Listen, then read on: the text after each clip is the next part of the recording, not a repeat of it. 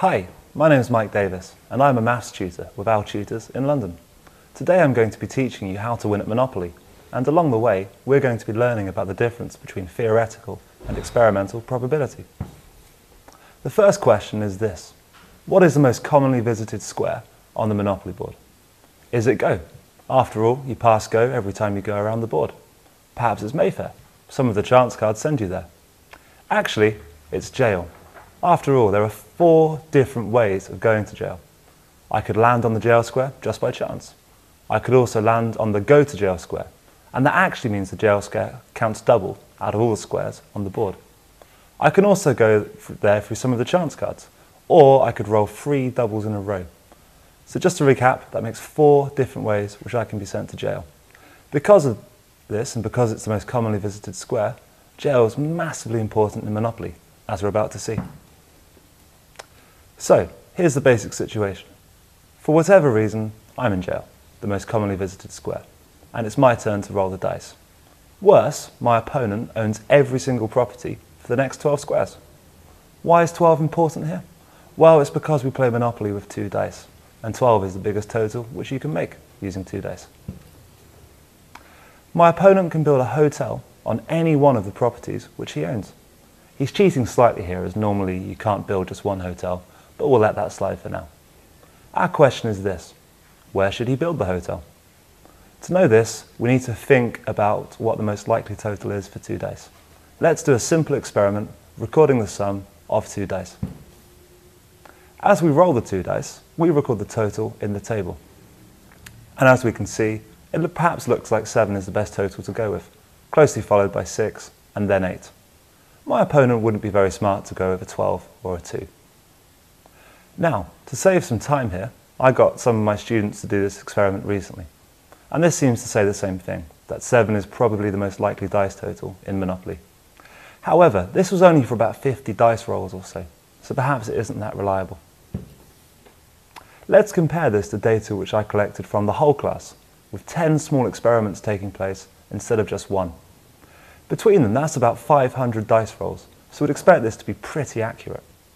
Notice how the bars on the graph here are much more evenly spread out, in a very symmetric, perhaps pyramid, shape. And this graph shows the exact same thing, that 7 is the most likely total to come up in Monopoly. This is called experimental probability, because we just tried to solve a problem using experimental data.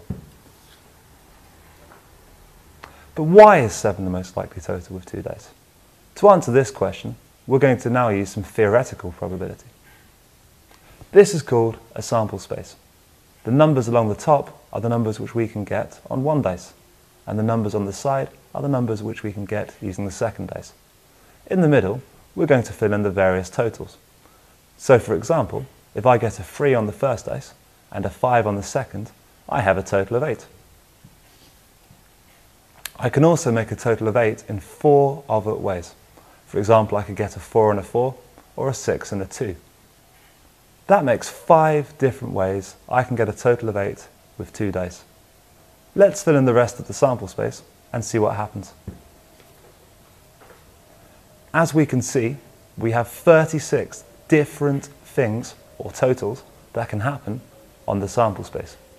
Remember that this 4 and this 4 are actually different because they are made in 2 different ways. So out of these 36 events, we have 6 different ways of getting a total of 7. This means that the probability of getting a 7 with 2 dice is 6 out of 36, or by cancelling down, 1 out of 6. This is the biggest out of any of the totals or the probabilities possible, and so that makes it the most likely. We just use theoretical probability to solve a problem.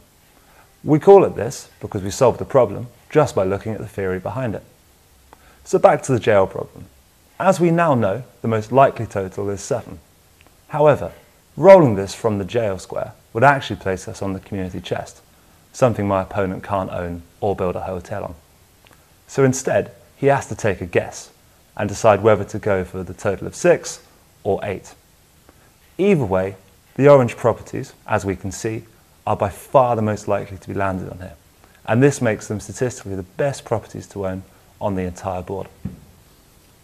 So, just to recap, jail is the most commonly visited square. 7 is the most likely total for 2 dice, followed by 6 and 8 equally. And the most valuable properties to own on the Monopoly board are the orange ones, as they fall 6, 8 and 9 places from jail. I hope you've learnt something, and as you've seen, maths turns up in all walks of life to help us solve problems, sometimes when we least expect it.